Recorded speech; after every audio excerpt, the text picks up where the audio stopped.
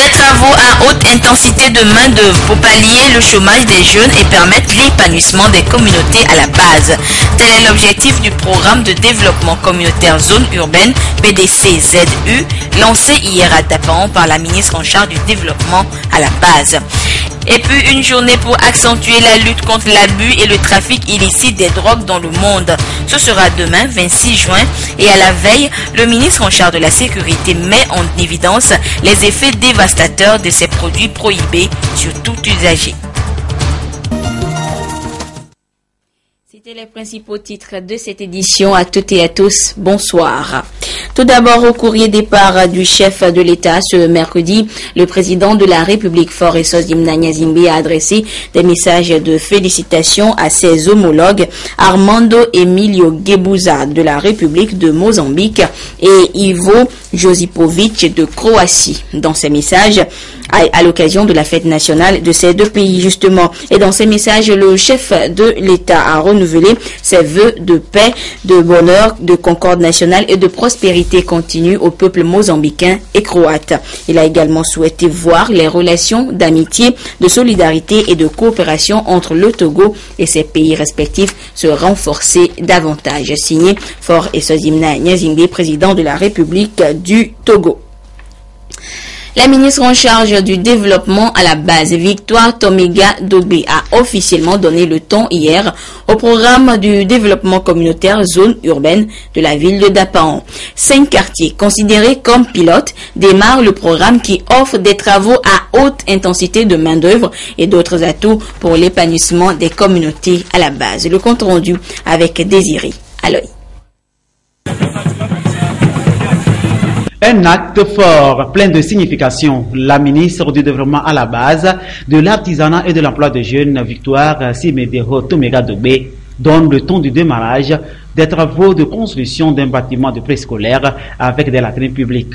Un choix des communautés à la base, ici à Tantigou, un quartier de la ville de Dapaon, dans le cadre du programme de développement communautaire zone urbaine PDC-ZU. Un acte qui joint le lancement officiel de ce programme social du gouvernement togolais dans la ville de Dapaon pour répondre aux préoccupations du chef de l'État Faure Eswazimna Nyasimbe. 5 quartiers, à savoir Tantigou, Aoussa Zongo, Koutidjok, Natbago et Nassablé, sur les 16 que compte la ville de Dapaon, sont des quartiers vulnérables, pilotes pour débuter ce programme qui offre des travaux à haute intensité de main-d'œuvre, la réalisation d'infrastructures socio-collectives, octroi des crédits aux femmes et autres afin de mieux se prendre en charge pour assurer l'épanouissement et contribuer au développement du Togo. On a commencé avec Lomé et maintenant le programme s'étend aux autres villes de l'intérieur dont Dapaon. Et à Dapaon, par rapport à l'objectif du programme qui est d'atteindre au moins 52% des quartiers de la ville, à Dapaon nous en avons 16 et avec 5 que nous avons choisis, on se dit si les résultats sont intéressants. C'est ça qui va encourager, c'est ça que nous allons présenter aux partenaires, c'est ça que nous allons présenter au peuple togolais et c'est ça qui va amener d'autres partenaires à soutenir le programme. Ils sont nombreux à appuyer le Togo dans ce programme. Parmi les partenaires en développement, Togo Terminal, filiale du groupe Bolloré, qui offre un chèque de 115 millions de francs CFA pour assainir et réduire la pauvreté des communautés dans la ville de Dapaon. Nous avons élaboré des plans d'action qui seront exécutés pour nous permettre d'atteindre la vision que nous nous sommes fixés au niveau de chaque quartier. Et donc, nous comptons avec ce programme avoir des appuis qui nous aideront à réaliser les activités que nous avons planifiées. Piloté par ANADEB, une initiative du ministère en charge du développement à la base, le PDC-ZU vient allonger la liste des projets du ministère qui veut des actions concrètes et pragmatiques pour le développement communautaire. Suite au succès enregistré dans 24 quartiers de Lomé, le chef de l'État nous a instruit d'étendre ce programme à d'autres villes du Togo. Et donc, il y a la ville de Dapaon et celle de Kara qui ont été choisies pour bénéficier de ce programme de développement communautaire. Pour la ville de Dapaon, par exemple, nous avons Bolloré qui a apporté déjà un appui assez important, 75 millions, qui vont nous permettre de réaliser une infrastructure socio-communautaire dans les 5 quartiers qui ont été identifiés à Dapaon. Et si les choses se passent très bien, d'autres partenaires vont se joindre à nous et nous pourrons étendre le programme aux autres quartiers de Dapaon. Avec la diffusion d'un film documentaire qui retrace l'exécution du projet à Noukafou à Lomé et les témoignages et conseils du CDQ de Zanguera et du groupement Ziloto venu de Lomé, il revient alors aux communautés de s'organiser et de se mobiliser autour de leurs leaders et chefs pour relever le défi. Un programme pour faire de Dapaon une ville plus vivable pour toujours, donc pas raison d'échouer.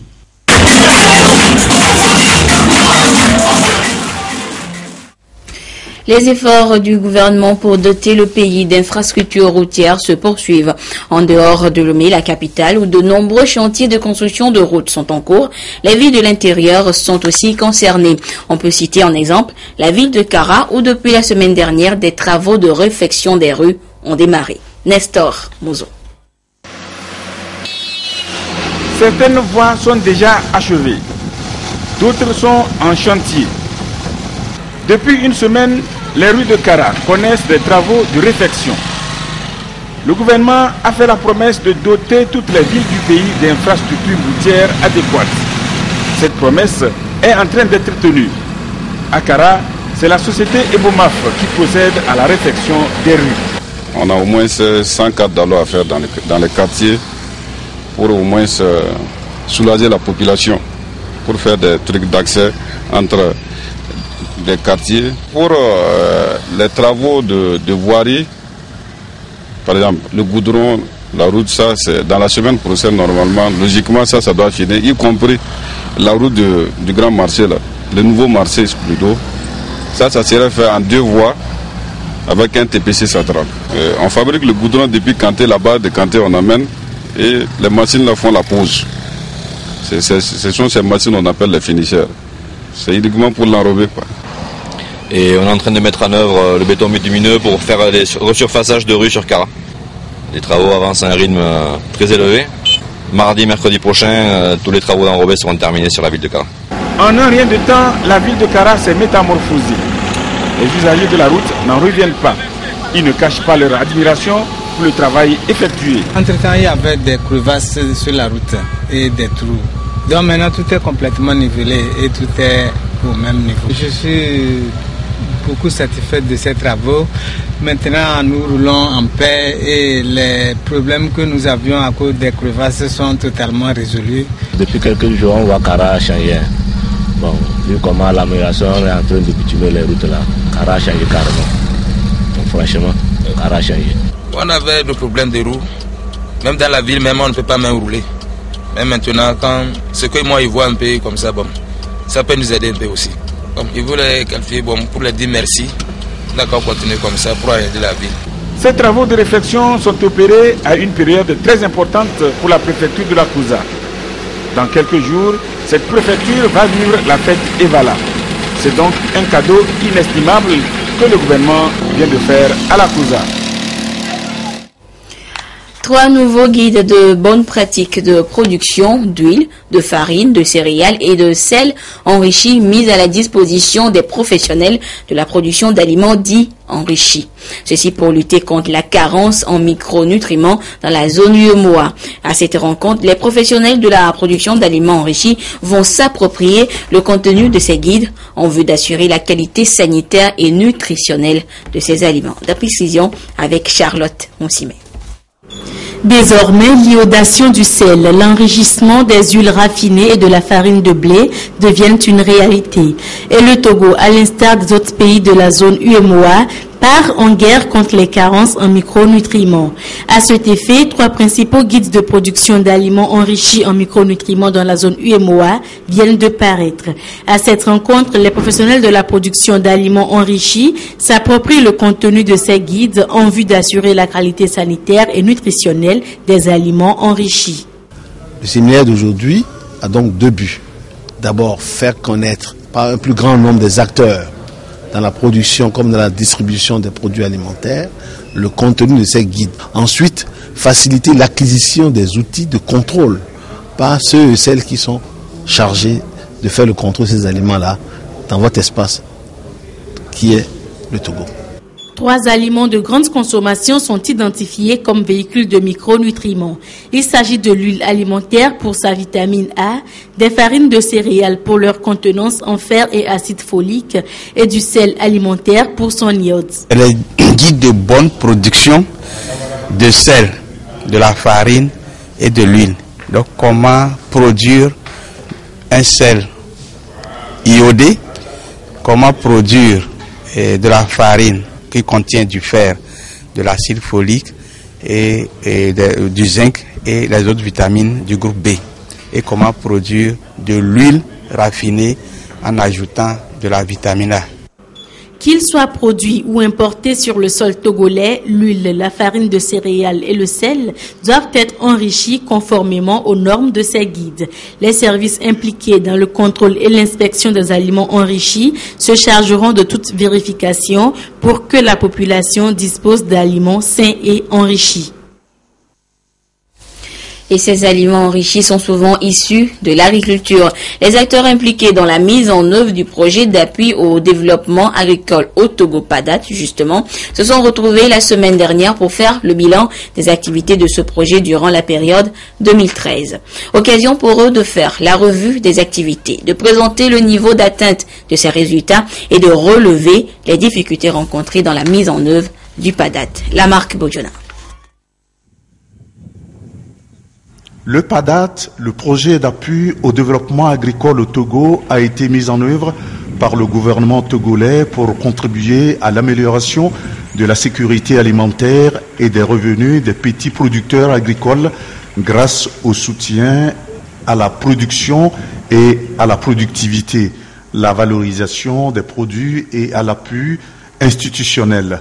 Cette rencontre régionale bilan du projet vise à débattre des activités menées au cours de l'année 2013 et à mutualiser les enseignements pour les orientations nouvelles à même de faciliter l'exécution et l'appropriation des actions par les acteurs.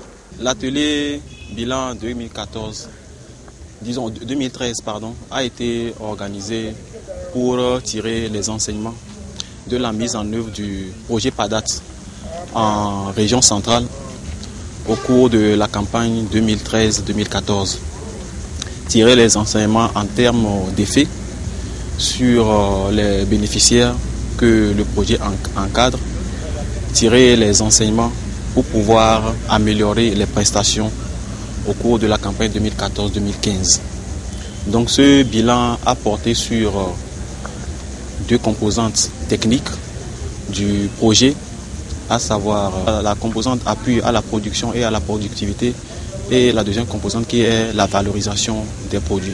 La présente rencontre de Sokodé a permis aux différents intervenants de louer les efforts entrepris par le gouvernement pour appuyer la mise en œuvre de ce projet qui entre dans le cadre du programme national d'investissement agricole et de sécurité alimentaire PENIASA, dont l'objectif est de contribuer à la réalisation d'une croissance agricole annuelle d'au moins 6% nécessaire pour... À noter également dans l'actualité de ce mercredi, en bref, le renforcement de la coopération américano-togolaise. Les États-Unis d'Amérique viennent de doter la marine nationale togolaise d'une nouvelle vedette à laquelle s'ajoute un magasin de maintenance construit à la base marine.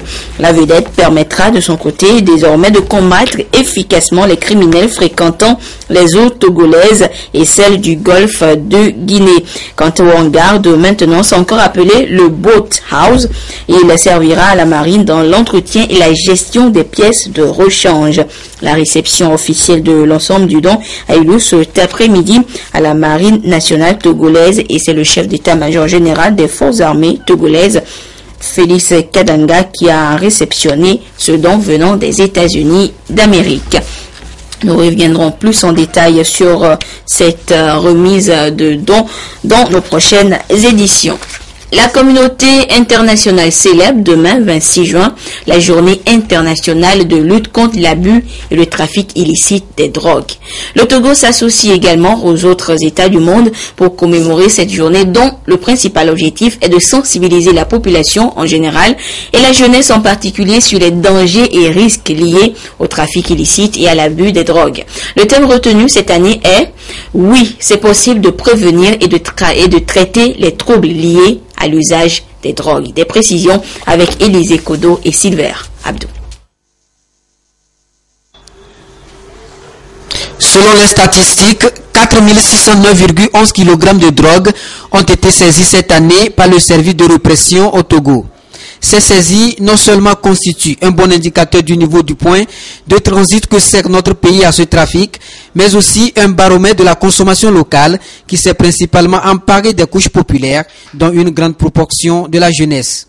La célébration de la journée internationale de la lutte contre la drogue est donc une occasion pour le gouvernement togolais d'appeler à une prise de conscience des dangers et les risques liés au trafic illicite et à l'abus des drogues. L'ampleur du phénomène de la drogue est constamment illustrée par les quantités importantes de saisies opérées par les services de répression, à qui j'adresse au nom du gouvernement mes sincères félicitations. Je leur demande de persévérer dans ce combat pour décourager et désillusionner ceux qui pensent que notre pays peut leur servir de point de passage à ce trafic dangereux. Devant toute l'angoisse et la quasi-désespérance des parents et proches des toxicomanes, le gouvernement, à travers le plan national intégré, entend mettre des structures spécialisées pour l'accueil et le traitement des personnes en addiction à la drogue. L'espoir est permis, pour peu qu'une intense et permanente campagne de sensibilisation vienne refréner le flot incessant de toxicomanes vers ces centres spécialisés. Pour cette année, les différents acteurs intervenant dans la lutte contre l'abus et le trafic illicite des drogues planchent sur le thème « Oui, c'est possible de prévenir et de traiter les troubles liés à l'usage des drogues ». Ce thème met en évidence et sans ambiguïté les effets dévastateurs que la drogue exerce sur tout consommateur. Il exhorte les acteurs impliqués à insérer le volet prévention et traitement dans la lutte contre ce phénomène. Mais déjà, tous les efforts engagés par la société civile et les organisations internationales sont vivement salués par Yak Damhan, ministre de la Sécurité, président du Comité national anti-drogue. Je saisis l'opportunité de cette journée internationale pour exprimer au nom du gouvernement togolais toute ma gratitude aux partenaires extérieurs, notamment les organisations internationales et les pays amis, pour les précieux multiformes soutiens qui ne cessent d'apporter à notre pays dans la lutte contre le phénomène de la drogue. Je salue le travail remarquable et parfois discret que mènent également les organisations de la société civile, notamment les ONG et autres associations de la place contre le phénomène. Au Togo, la célébration de la journée internationale de lutte contre la drogue sera marquée par une grande opération d'incinération de drogue et de médicaments contrefaits. Des campagnes de sensibilisation seront également menées sur le risque et les conséquences liées à l'abus et au trafic illicite des drogues. Et c'est également demain que sera célébrée une autre cause, celle des personnes victimes de torture dans le monde. Pour y participer au Togo, une formation sur la prise en charge psychomédicale de ces victimes est organisée à l'endroit des professionnels de la santé. Ali Ouro Titiri, Christine Pechekialoudé. Le 26 juin a été retenu par les Nations Unies comme journée internationale pour le soutien aux victimes de la torture dans le monde.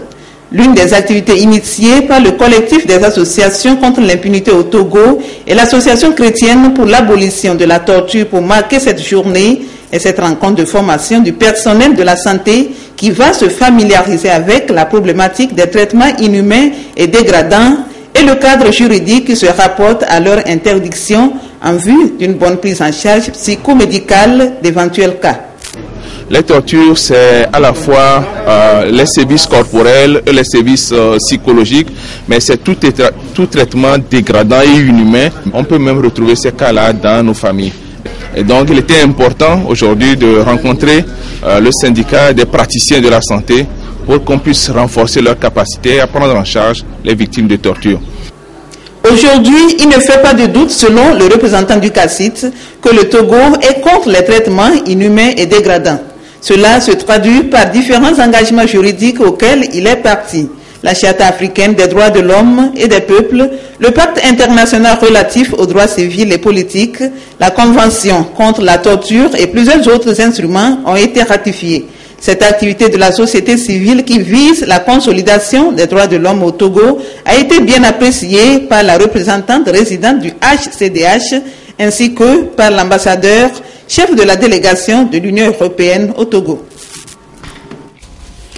Les avocats à la Cour étaient à l'école financière ce mercredi.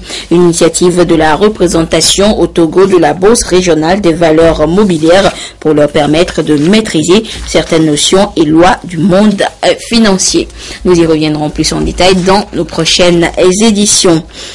Hier, les résultats du BEPC 2014 sont tombés et dans le lot, on note un taux de réussite d'environ 61%. Pour ces élèves qui vont désormais prendre le chemin du lycée, plusieurs séries s'offrent à eux et cela va de la compétence de chacun. On dénombre des séries littéraires et scientifiques. La question qu'on se pose est de savoir comment est planifiée l'orientation de ces nouveaux lycéens. Des réponses dans ce dossier réalisé par Aoukou Rachel. La scolarisation apparaît comme un outil indispensable au bien-être des personnes et du développement socio-économique et culturel d'un pays. Dans ce sens, il est impérieux d'assurer en douceur le passage de l'école au travail. Ce processus a la vertu de faire apparaître les besoins de l'élève comme satisfaisant la nécessité de repérage et d'adaptation qu'il peut éprouver. Il devient dès lors important de comprendre la relation entre l'origine sociale et l'orientation. Pour ce premier choix, l'élève a 3 options: l'enseignement général ou technique et la formation professionnelle. Après le BPC, moi je préfère faire le A4 parce que j'aime la langue. Moi je vais faire la série CD. Oui, parce que bon, la maths et la science physique m'intéressent. Moi je compte faire la série D. Parce que je suis plus adapté en maths et en physique. Après mon BPC, je préfère choisir la série A4 pour devenir un avocat. J'aimerais devenir un docteur. Après mes examens, je compte faire la D. C'est mon choix personnel. Le problème qui se pose pour chaque élève reste de savoir quel enseignement choisir pour réussir. L'orientation scolaire est d'abord connue comme le moyen de sélectionner démocratiquement une élite. Elle répond à un souci d'égalité de chance. Il s'agit de faire en sorte que l'orientation vers telle ou telle filière réponde autant que possible aux aptitudes et aux intérêts des élèves et non au hasard de leur naissance. Les enfants introduisent des dossiers pour la répartition dans les classes de seconde.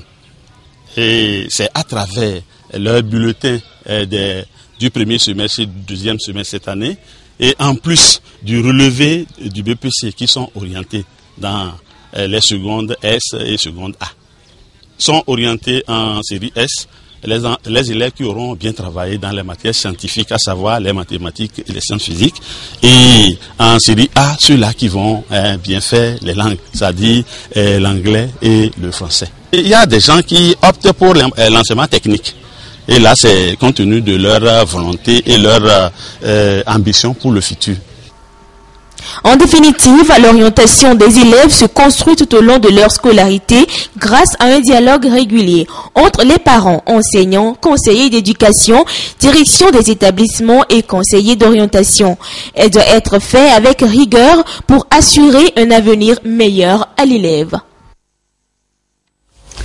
Les responsables de l'ANC, Alliance nationale pour le changement, étaient le week-end dernier en tournée de sensibilisation dans la région des plateaux Est. Un déplacement pour appeler la population à adhérer à leur vision politique pour le Togo. Yves Agbevivi. Saligbe, Katome, Pekleme, Ahasome, Tado, Djemeni, Bove, Tetetu, Asrama et Pedome. Voilà entre autres localités parcourues par les leaders du parti politique de l'Alliance pour le changement ANC du 18 au 21 juin 2014.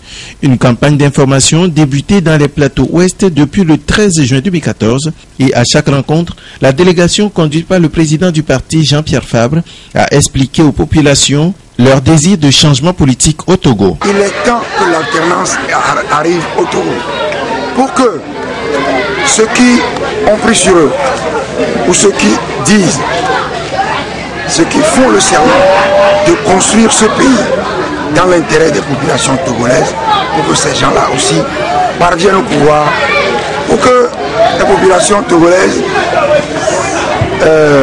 testent leurs affirmations, testent ce qu'ils disent. S'il s'avère que c'est des mensonges, c'est la démocratie. Les populations les balayeront. En tout, 19 localités de Haro, d'Amou, du Moyen-Mono et de Logou ont été parcourues lors de la tournée de la délégation de l'Alliance nationale pour le changement ANC.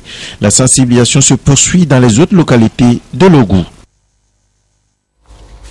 Rencontre d'échange hier entre la compagnie énergie électrique du Togo, CET, et ses services sous-traitants sur la nouvelle réglementation technique de distribution d'énergie électrique aux clients. Ils se sont imprégnés des nouvelles lois qui régissent le secteur pour une meilleure qualité de service et de distribution équitable de courant électrique au Togo. Robert Potogbe, Silver Abdou. La vulgarisation du nouveau règlement technique de distribution de l'énergie électrique est l'une des préoccupations de la compagnie énergie électrique du Togo, CET. À cette rencontre d'échange sur le contenu de ce règlement, la CET veut justement informer ses acteurs que sont les services sous-traitants impliqués dans le système de distribution sur les nouvelles dispositions de la compagnie dans sa démarche de qualité dans la fourniture de l'énergie électrique. Nous diffusons l'information pour que tout le monde s'imprègne du contenu, puisque après tout c'est d'abord fait pour le client. Il faut que le client sache comment il sera traité par la CET, c'est son droit, et en cas de défaillance pour qu'il puisse aussi interpeller la CET. On veut vraiment que le client potentiel et le client qui existe déjà puissent être informés de ses droits et de ses obligations qui sont contenues dans ce document-là.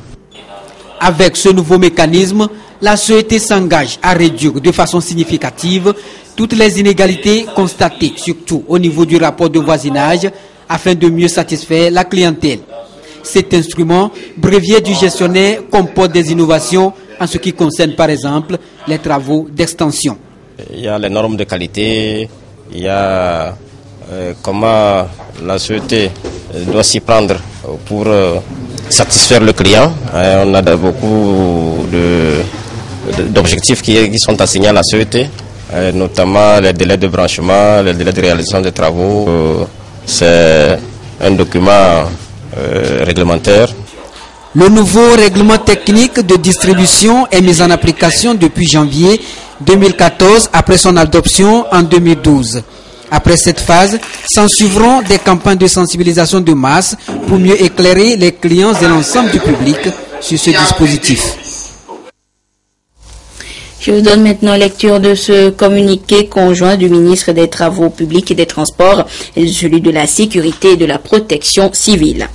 Le plan régional du contrôle routier de l'Union économique et monétaire ouest-africaine UEMOA impose aux États membres de l'Union 3 sortes de contrôles sur les corridors. Le premier contrôle s'effectue au port, point de chargement de la marchandise. Le deuxième au poste de contrôle juxtaposé à la frontière du pays côtier et du pays sans littoral. Le troisième contrôle s'effectue au point de déchargement de la marchandise dans le pays de destination. Pour se conformer à ce plan, les plus hautes autorités de notre pays ont décidé, au cours de l'année 2011, de supprimer tous les postes de contrôle sur le long du corridor Lomé-Saint-Cassé, au grand soulagement des transporteurs togolais et étrangers. Ces mesures communautaires ne peuvent être bien appliquées que si les transporteurs s'acquittent du droit de passage au poste de contrôle juxtaposé de Saint-Cassé construit à la frontière entre le Togo et le Burkina Faso.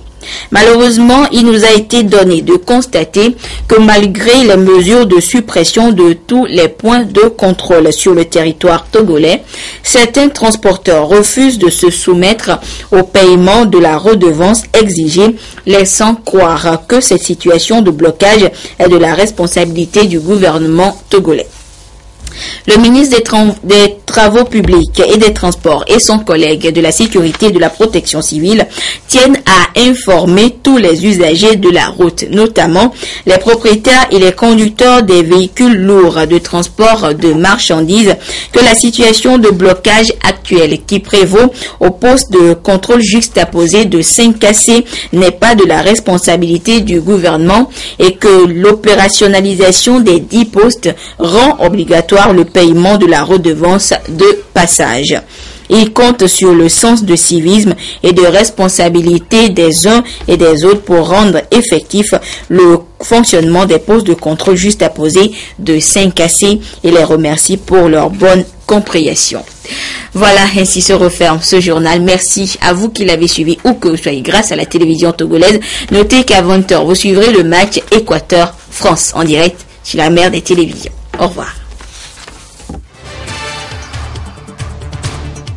Des travaux à haute intensité de main-d'œuvre pour pallier le chômage des jeunes et permettre l'épanouissement des communautés à la base.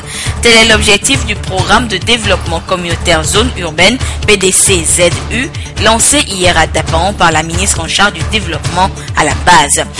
Et puis une journée pour accentuer la lutte contre l'abus et le trafic illicite des drogues dans le monde. Ce sera demain, 26 juin, et à la veille, le ministre en charge de la sécurité met en évidence les effets dévastateurs de ces produits prohibés sur tout usager.